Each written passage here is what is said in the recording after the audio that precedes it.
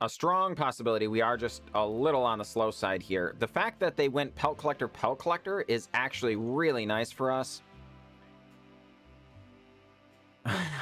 Wow!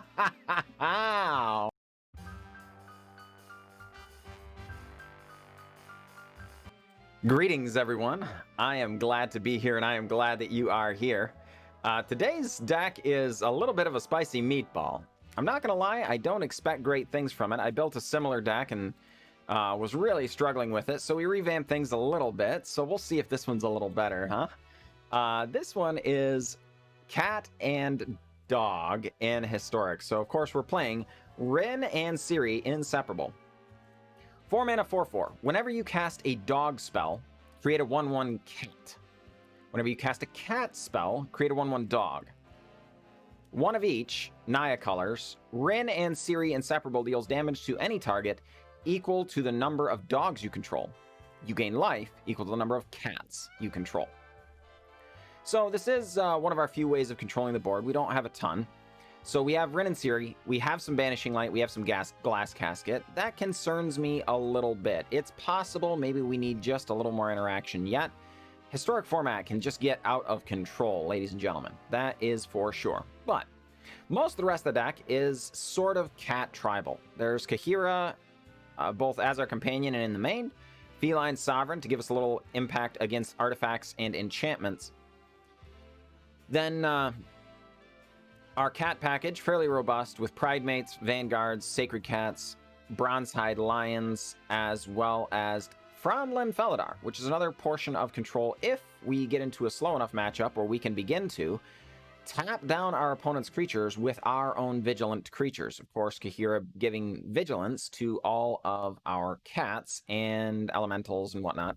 And of course, the only other dog besides Rin and Seri in the main is Bolt Hound, but it also is an elemental. So we are allowed to have Kaheera as our companion because of that.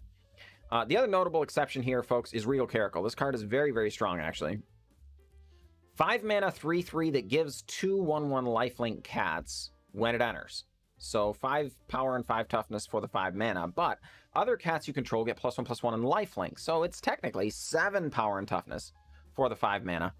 On top of being a lord for all of our creatures, on top of, we know this deck's going to be a little slow, so giving lifelink to our creatures hopefully will be able to keep us in the game. Outside of that, I think... Oops.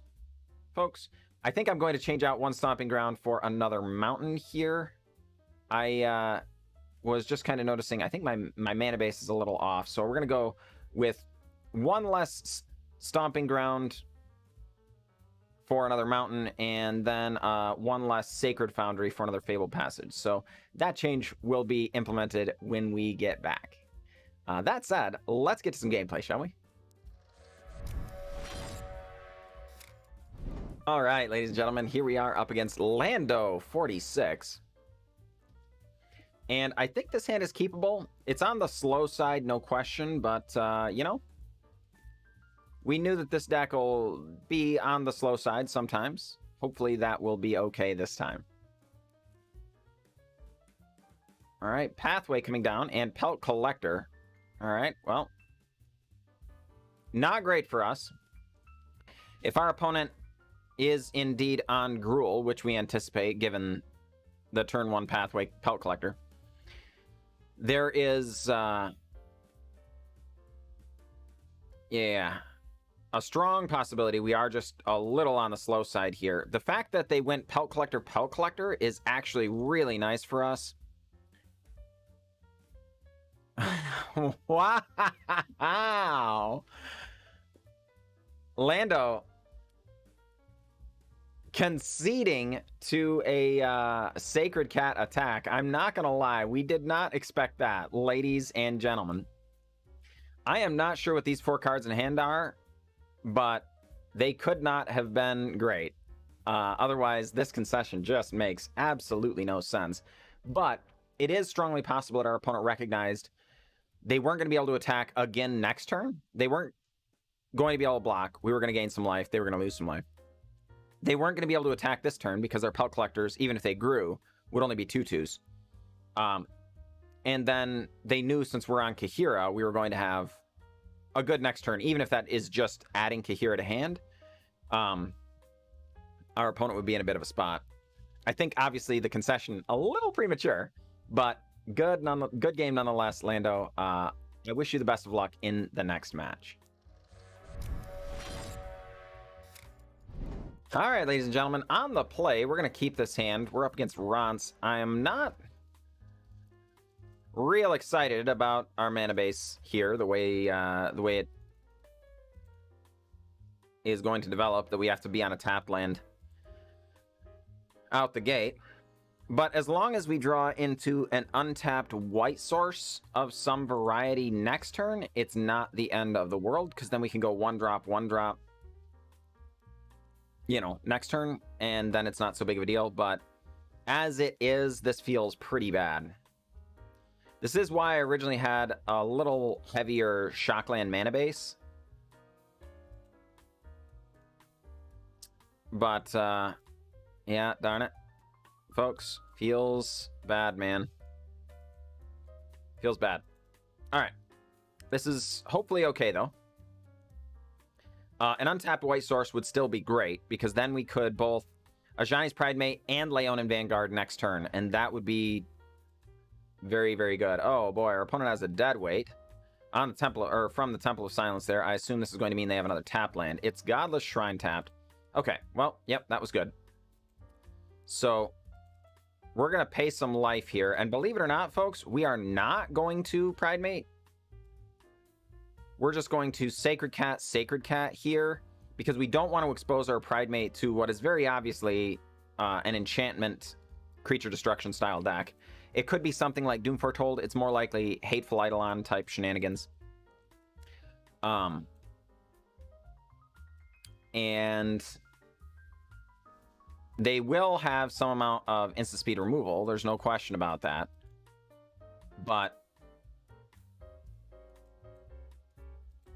a lot of it will be sorcery speed. So for us to expose our Ajani's Pridemate needlessly to just having a deadweight or Mire Grasp put on it would be pretty unsavory, I think. This way, we just get to make it into a 5/5 immediately. Yes, our opponent can have sufficient enchantments to kill it, not the least of which a Banishing Light, sure. But it, you know, again, kicks the can down the road a little bit. It gives us the opportunity to get down our own Rin and Seri, ladies and gentlemen. Very strong Magic card. And get in, stay aggressive on our opponent, down to 14. Unless they can handle Rin and Seri this turn, also, we do have the opportunity to activate it to deal damage and or gain life. In this case, just deal 1 damage and gain 4 life. Oh my goodness. Baneslayer Angel. Holy cow, folks. That was... wow. Not at all what we were expecting. Heavens. Alright. Rin and Seri going to make a dog. Regal Caracal going to make a couple of cats. We will not be attacking here. Our Glass Casket not going to do the job against Baneslayer Angel. We really need Ethereal Absolution. Holy cow, folks. I love what our opponent's up to over there. We have a very, very similar deck that we have played quite a bit, but definitely brutal in this case. Okay, oh my goodness, that was a great draw. This is exactly what we needed. Thank heavens. We definitely also need our opponent to not have more Ethereal Absolution. Heavens to Murgatroyd, folks. All right. Opponent drops to 2. No big follow-ups, please. Another Ethereal Absolution. Holy cow. I think we're still okay here, obviously. But I absolutely love what Rance is doing over there. My goodness. Ethereal Absolution, one of my own personal favorite Magic cards. Creatures you control get +1/+1. Creatures your opponents control get -1/-1. So all of our, you know, gigantic board over here just basically got wiped away. And, you know, I do love it. And unfortunately for our opponent, we did have enough larger creatures that they weren't able to remove them entirely. But I definitely approve. Sweet thing, rounds, and good game. Folks, this is tragic. We are on the play here, and I'm going to keep it, but holy cow, this feels terrible. Both of these being tap lands is very potentially damaging. Holy crud, our opponent mulliganing very aggressively over there. I was quite disappointed, but I assume our opponent is even more disappointed. I think they might be on 5 right now. 4. Good golly. Oh, my word. I guess I have little right to complain. Oh, boy. Our opponent's on the Auras deck. I see.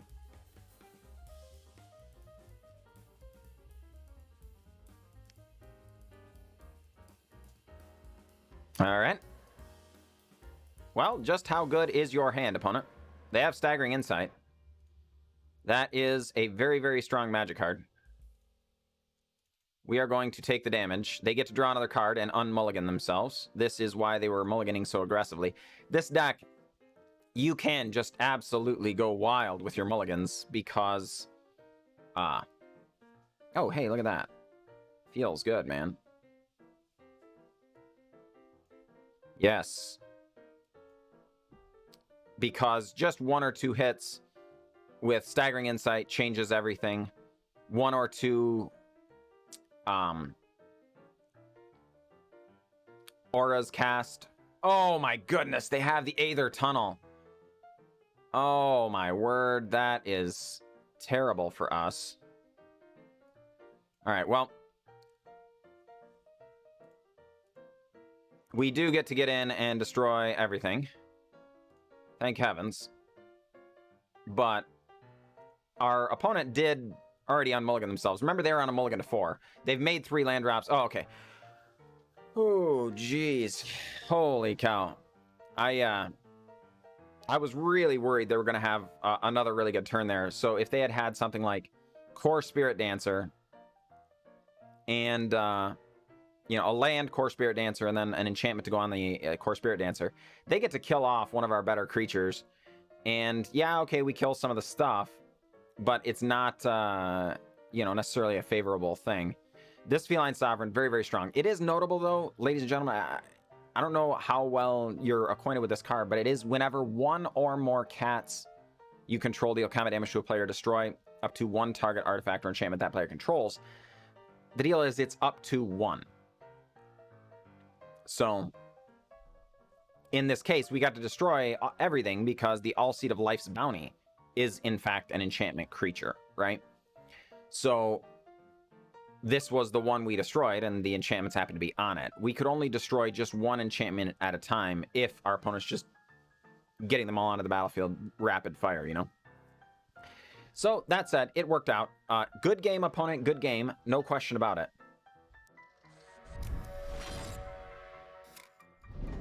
All right, ladies and gentlemen, we're up against the Kung Fung, and I think we will keep this.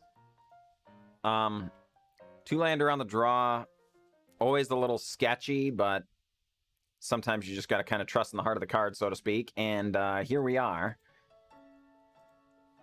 doing our best to do that thing. Opponent has Dismal Backwater into Dismal Backwater. Odd choice of lands. I wonder what's... if our opponent is doing this, you know, very much on purpose, or if they're just kind of on a budget mana base, perhaps. Rat Colony.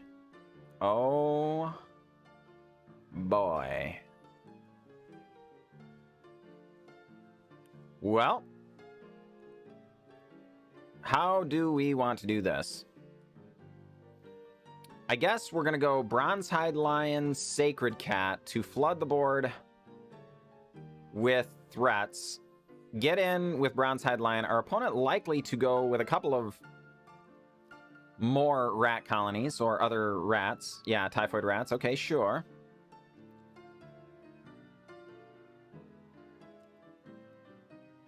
Doesn't have a land drop. Oh boy, opponent, that's difficult. And yeah, I think I'm actually just going to do this. I don't mind trading any of our current onboard creatures with their typhoid rats. I think this is okay. Yeah, our opponent, if they want to trade away the rat colony, that's actually good for us as well. Yep. These things are all fine as far as we're concerned. The Bronzehide Lion going to come back. We're going to attach it to, oh boy, Omen of the Dead. Bringing back typhoid rats? Yes, okay. We're going to attach that to Feline Sovereign and bring back our Sacred Cat Embalmed as a 2/2 lifelink. Now, keep in mind, folks, we can activate these and give them indestructible now, right? Which makes the situation kind of difficult on our opponent. Oh my goodness, we got the untapped land. Yes, please, ladies and gentlemen. Things are looking up to be certain. Our opponent stuck on 2 lands, though. Feels bad, man. Feels bad. All right. We are going to, of course, spend the mana, give Bronzehide Lion indestructible. Get in for 6. Opponent drops to 9. We are going to destroy their Omen of the Dead. I don't think that is super relevant. They weren't likely to... Oh, my goodness. They weren't likely to have the time to crack it anyway, and I don't think now anything has changed that way. But them being stuck on 2 lands is just really tragic, folks. So yeah, we're gonna stay right with it. And we are gonna get in with everybody. Opponent must block the Bronzehide Lion. Okay, I was gonna say, like,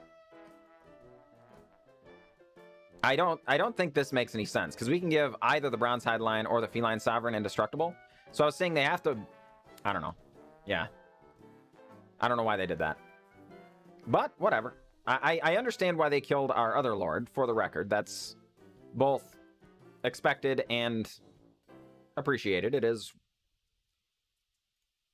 definitely the sort of thing one would expect. But the Kung Fung and their really interesting rat deck kind of getting stuck on lands. Can't help but wonder if maybe they didn't have enough lands in the deck, perhaps? I'm not sure. But I really hope that they are able to draw enough lands next time, because I think they were definitely doing something pretty cool. So, sorry about your luck, Kung Fung. Sorry about your luck.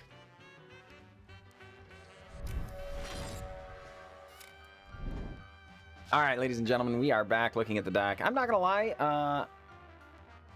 I don't know how to feel about this deck. We had, like I say, we had an original version of this deck with less control, more Frondland Felidars, some differences in the mana base, things like that, right? And it didn't perform overly well. Then in our games with this version, we actually did very, very well. I think some of it was just us getting lucky, though. I'm not going to lie. I play in ranked so that you folks can see what to expect if you were to spend your wildcards crafting this deck. In that way,